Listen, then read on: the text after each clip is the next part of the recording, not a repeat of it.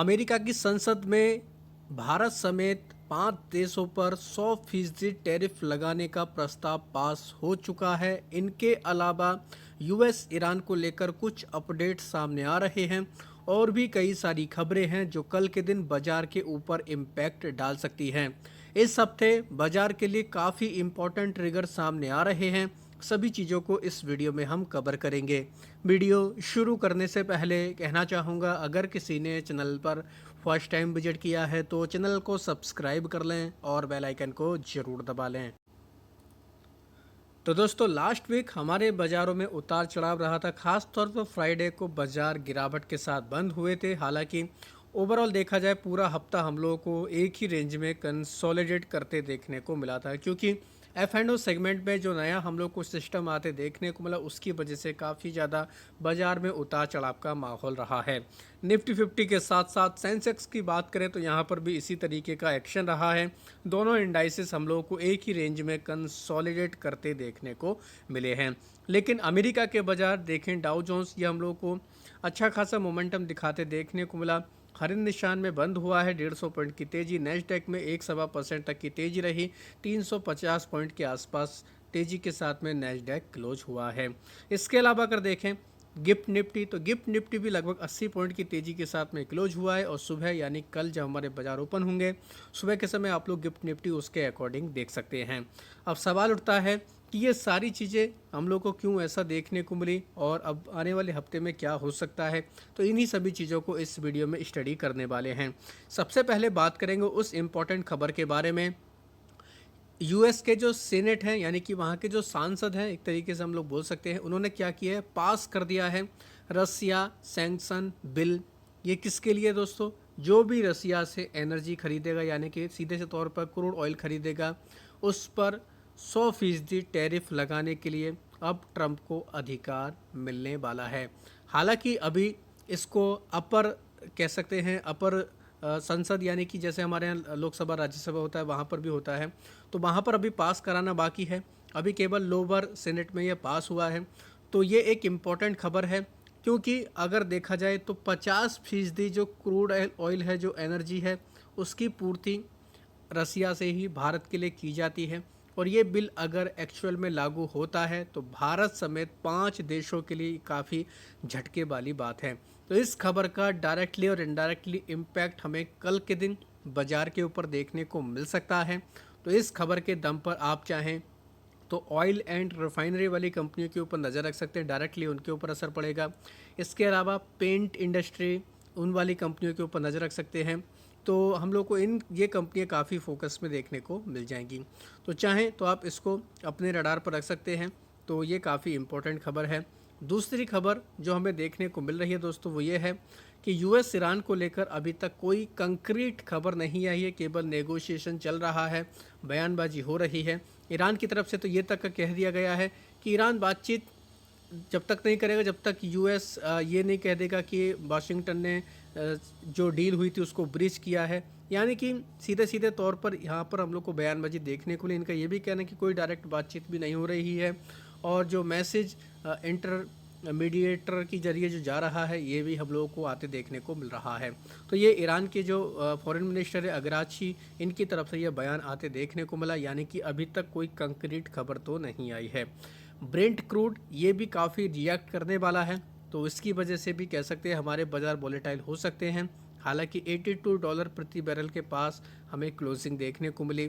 तो देखते हैं आगे चल के कैसा रिएक्शन क्रूड में रहता है। अगर इसी रेंज में क्रूड रहता है तो कोई दिक्कत वाली बात नहीं है। $90 के पार जाता है तो एक चिंता की बात हमें देखने को मिल सकती है। इनके अलावा दोस्तों एक अच्छी खबर बस सामने ये आ रही है कि यूएस में जो जॉब्स का डेटा आया है वो काफ़ी शानदार देखने को मिला। अनएक्सपेक्टेड डिक्लाइन देखने को मिला है। जो देखा जाए 23,000 जॉब जो नॉन फार्म पेरोल है वो हम लोग को गिर कर आते देखने को, जबकि हम लोग को अनुमान इससे काफ़ी ज़्यादा का था। तो कहने का मतलब ये है कि इससे क्या हो रहा है, इससे अब हम लोग को एक्सपेक्टेशन कम होते देखने को मिल रही है। किसको लेकर? सितंबर में जो यूएस का फेड की मीटिंग होने वाली उसमें रेट हाइक करने से रिलेटेड। रेट हाइक अगर होगा तो दिक्कतें रहेंगी अमेरिका में भी, भारत में भी। रेट हाइक नहीं होगा तो ये थोड़ा पॉजिटिव है। अगर रेट कट कर दिया जाए तो दोस्तों ये तो सोने पे सुहागा होगा, लेकिन अभी ऐसा नहीं है। लेकिन रेट हाइक कम होने की ही उम्मीद होना ही एक ये पॉजिटिव खबर है।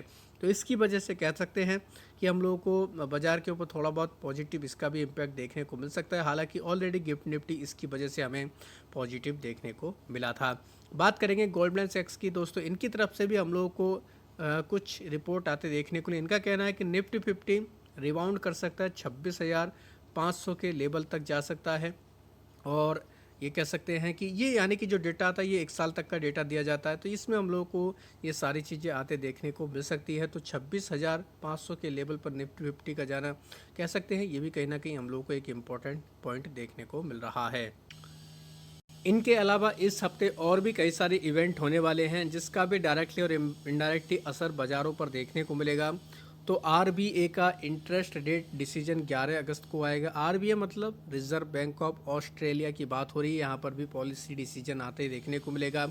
तो इससे भी दोस्तों आपको तो ऑस्ट्रेलिया का भी काफ़ी ज़्यादा निवेश भारत में आते देखने को मिलता है, तो इसका भी डायरेक्टली और इनडायरेक्टली भारत के ऊपर इम्पैक्ट देखने को मिल सकता है।